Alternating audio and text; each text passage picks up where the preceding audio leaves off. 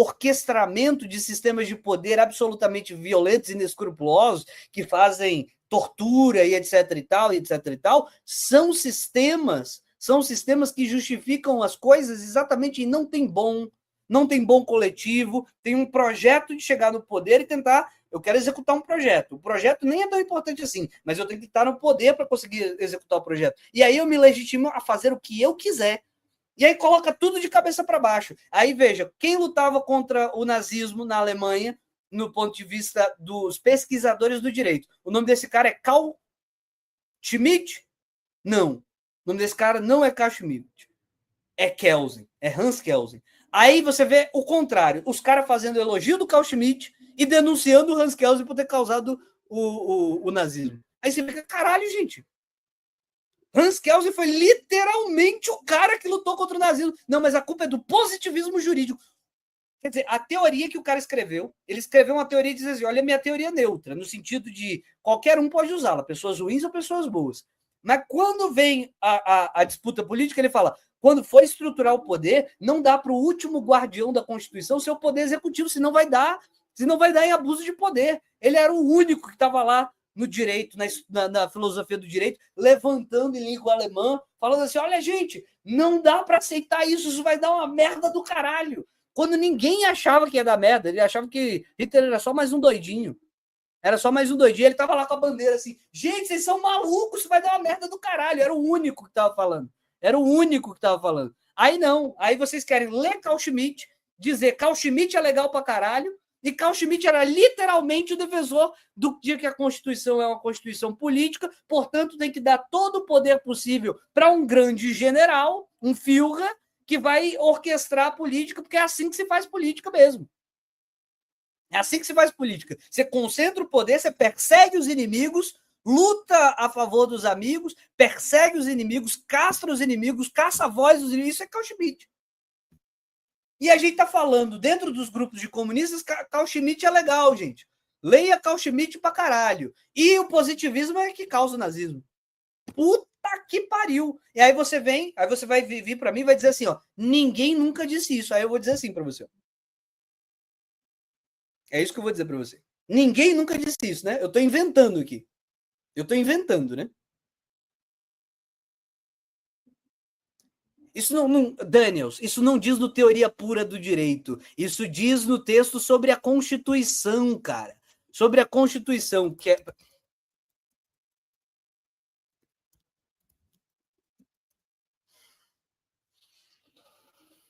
Ai, cara, peraí. Que ódio, mano. Guardião.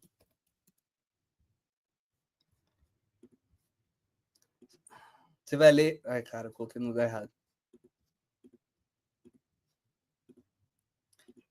É um ceticismo conveniente do caralho que a gente vê na internet. Peraí. Você vai ler esse texto aqui, ó.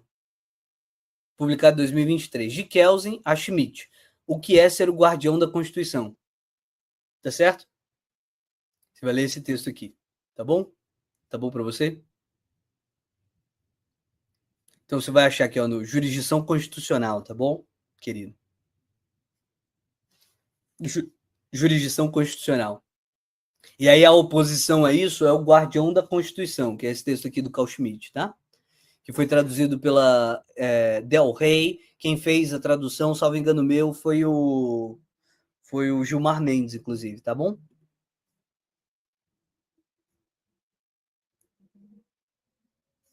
Tá bom? Tranquilo?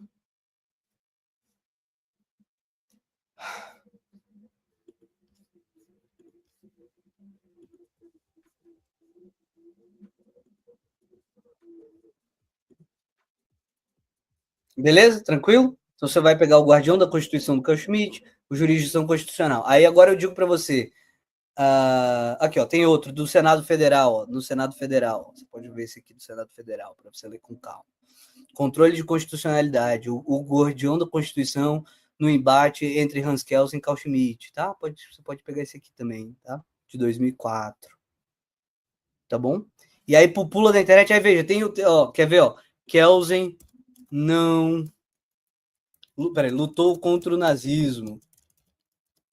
O pessoal tem que escrever isso, tá ligado? Ó, positivismo jurídico de Kelsen e sua rejeição pelo direito nazista. As pessoas têm que ficar, ó, positivismo jurídico não legitimou o nazismo, e sim o combateu. Tá vendo? Vocês estão vendo? A gente tem que ficar dizendo isso. Gente! A gente tem que ficar dizendo assim, ó, gente, os webcomunistas estão tudo mentindo. Por que tão, porra? Por que tão, caralho? Então, veja, essa noção de que a política é só disputa de poder, e aí você tem que lutar contra os seus inimigos, e os seus amigos tudo, e os seus inimigos nada, é literalmente o que fundamentou o Estado nazista. É literalmente o jurista, o intelectual, certo? É literalmente o intelectual do nazismo. Do nazismo.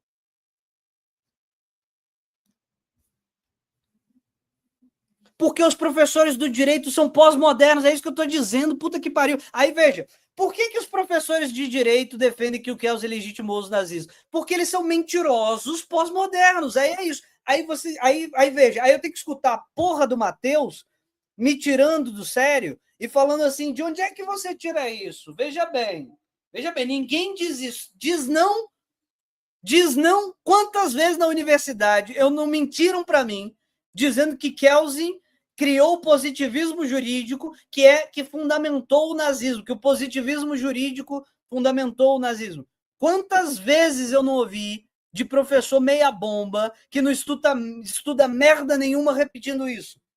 E aí eu sou obrigado a ouvir na internet que eu estou inventando. Aí o Daniel está dizendo, por que os professores? Exatamente, porque são pós-modernos. Porque o positivismo é do mal. Quando o Kelsen era literalmente quem lutou contra isso. E eu estou dizendo, de quem é a culpa disso? É essa dominação da pós-modernidade. Ela domina a faculdade. Aí ela fala, quando você tenta ser racional, quando você tenta ser... que era o ponto do Kelsen, né? Exato, esse é o ponto. Então, por que eu brigo? Aí o Daniel disse: é difícil não ser contaminado pela universidade. É a mesma merda do Matheus lá do. Como é que é o nome do canal do cara? Do Pantarrei. O problema é esse: é que eu ponho o dedo na cara de todos vocês. O problema é esse: eu ponho o dedo na cara de todos vocês. Sabe por que vocês repetem essas merdas? Porque vocês são influenciados por uma dominação hegemônica da universidade. Vocês repetem essas merdas porque o seu professor que você admira disse isso para você. Então tem um monte de professor de direito na universidade dizendo que o Kelsen é culpado pelo nazismo. Tem um monte, eu tenho um livro que diz isso. Peraí. Eu tenho um livro que diz isso. Peraí. Porra.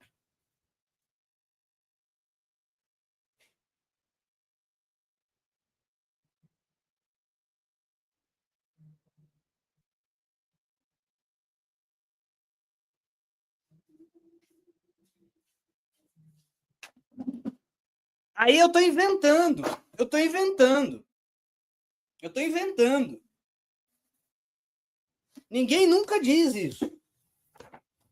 Deixa eu ver se eu marquei aqui, tá? Porque, deixa eu ver. Acho que eu fiquei tão puto que eu não marquei.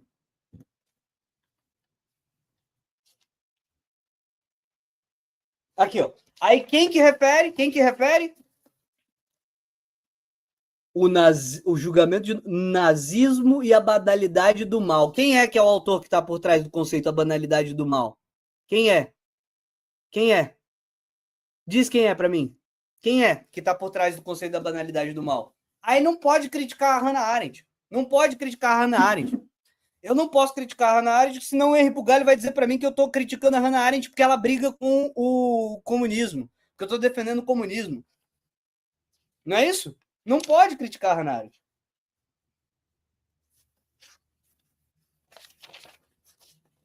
Cadê? Ah. Ó, tudo marcadinho.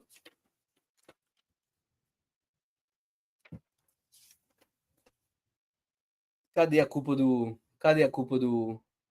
positivismo? Cadê a culpa do positivismo?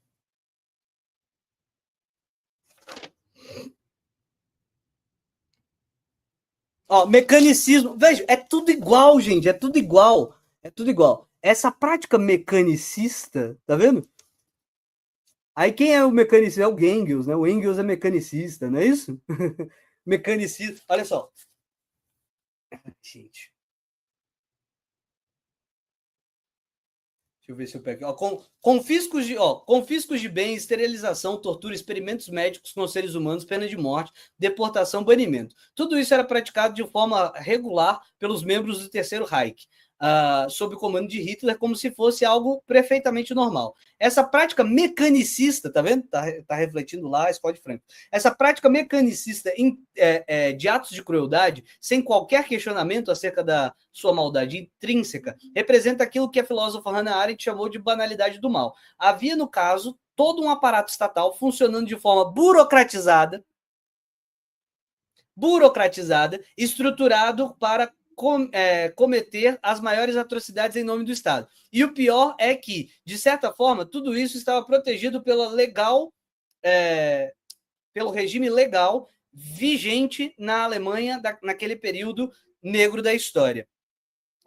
Em 1933, Hitler assumiu o poder através do sufrágio, onde obteve maioria dos votos dos eleitores alemães.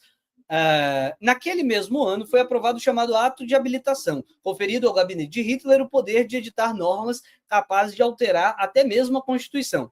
Foi esse ato formalmente válido que deu aí, ato formalmente válido, logo positivismo, né?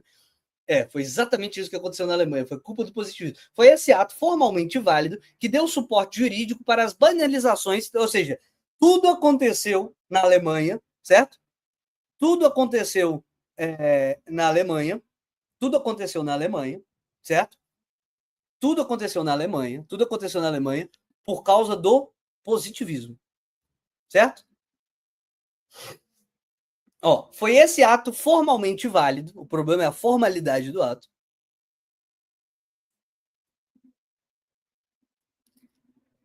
que deu suporte jurídico para as barbaridades cometidas contra os judeus. As chamadas Leis de Nuremberg, aprovadas em 1935, no auge do regime nazista, oficializaram o antissemitismo, proibindo, por exemplo, a união matrimonial, a coabitação e as relações sexuais entre judeus e alemães, além de estabelecer uma divisão social que relegava os judeus a cidadãos de segunda categoria. O alicerce normativo do direito alemão durante o nazismo era a vontade do líder.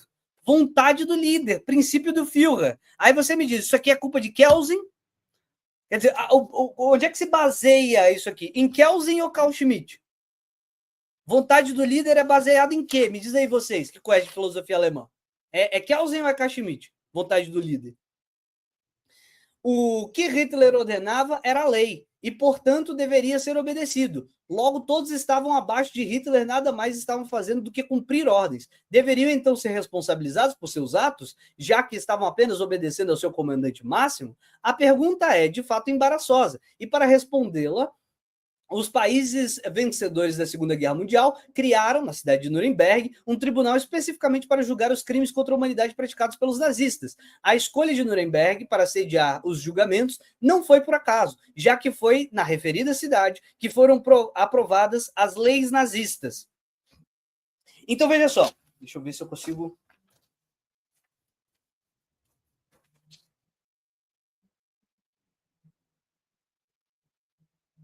Aí ele vai contar sobre o Tribunal de Nuremberg. Aí, veja só. O pós-positivismo e a teoria dos direitos fundamentais. Pós-positivismo. Então, veja, com o término da Segunda Guerra e a queda do regime nazista, os juristas europeus, especialmente os alemães, passaram por profunda crise de identidade, típica qualquer frase de transição. O nazismo foi como um banho de água fria para o positivismo ideológico. Aqui, ó. Como? Como? Veja, é porque no Tribunal de Nuremberg, o que os juristas vão dizer? Desculpa, gente, eu estava só seguindo ordem. Caralho, isso é tese de defesa, gente. Isso é tese de defesa. Olha, vocês não podem me culpar pelo que eu fiz, porque eu estava só seguindo ordem. Isso é tese de defesa. Não é verdade. Você vai engolir a tese de defesa como verdade. Você vai engolir a tese de defesa. Aí, veja, o positivismo ideológico entrou cara, é muito intancável, pô. É muito intancável. É muito intancável. É muito intancável. É muito intancável. Então, por que o pessoal coloca a culpa na universidade? Porque vocês são todos banhados por isso, é o que eu estou tentando dizer. É o que eu estou tentando dizer para vocês. Em todas as universidades, vocês são banhados. Eu fiz uma faculdade de Direito, eu fiz uma faculdade de História e eu fiz pós-graduações em Filosofia. Toda vez que você ia para falar assim, sejamos um pouquinho mais rigoroso, o cara coloca o dedo na tua cara e fala positivismo, e aliás, já disse Frankfurt, vocês são culpados pelo nazismo. Certo? Vocês vão fingir que isso não existe, gente. Aí veja, Pedro, mas eu posso ler Foucault e achar alguma coisa legal? Eu mostrei para você no início do vídeo. Eu tenho que ficar mostrando para vocês, provando para vocês que eu consigo tirar coisas boas e interessantes de autores que são chamados de pós-moderno. Essa não é a crítica. É porque você sabe o que me irrita, Matheus? É porque tu compra a porra do discurso do mentiroso daquele moleque lá. Aquele moleque é mentiroso. Aí ele mente sobre mim. Aí você fala, aí você toma isso como uma possibilidade, né? Tem que ver os dois lados, né? Tem que ver os dois lados. Tem que ver os dois lados. O cara mente do outro lado, então, aquilo talvez tenha uma razão no que ele tá dizendo, né? Eu tenho que ver os dois lados, tem que ser cético. Tem que ver, ele tá mentindo, porra. Eu não tô falando que tá proibido. Então, assim, o que me irrita é que os caras criam um estereótipo do que eu falo. Os caras criam um estereótipo do que eu falo, e aí as pessoas ficam repetindo pela internet afora o estereótipo do que eu falo, como se fosse verdade. Como se eu dissesse aquilo mesmo. Aí não, veja bem, mas, Pedro, isso significa que a gente não pode defender nenhuma coisa que nenhum autor pós-moderno diz? Eu nunca falei isso. Eu nunca falei isso. Pedro, mas isso aí que você está dizendo, isso aí que você está dizendo, significa que o autor X disse isso, mas Foucault disse isso? Eu falei que foi Foucault que disse alguma coisa? Eu estou falando da experiência que a gente tem na universidade. A experiência que a gente tem na universidade é essa aqui. Essa aqui, olha, o nazismo é culpa de Kelsen, certo? É isso que você vê na universidade. O que você vê na universidade é isso aqui, ó. Nazismo é culpa de Kelsen. O positivismo ideológico ficou em crise por causa do nazismo, porque o pessoal no tribunal de Nuremberg disse assim: eu só estava cumprindo ordem, pô, não me mata não. Aí você, então veja bem, se o positivismo fala que quer criar um sistema ordenado e não contraditório, um sistema de regras, etc, etc, porra, a ditadura militar criou uma constituição. Criou uma constituição. Isso significa, a ditadura militar tem uma constituição. Aí depois ela vem e faz o AI-5 e fala assim: a gente tem uma constituição, mas quer saber? Foda-se. Aí você fala assim: mas o AI-5 foi criado dentro das normas. É claro, se você anula as normas, né? Você cria um texto chamado AI-5, Ato Institucional número 5, e ele fala assim: ó, sabe a Constituição? Foda-se. Aí você vai falar: não, mas a ditadura militar brasileira era positivista, porque tinha toda uma estrutura normativa. Caralho, aí eles escrevem um texto dizendo assim: sabe essa estrutura de normas todas? Foda-se. Aí você fala que a culpa é do positivismo, porque entende o que eu tô falando? Então é isso que o cara tá fazendo aqui em relação ao nazismo.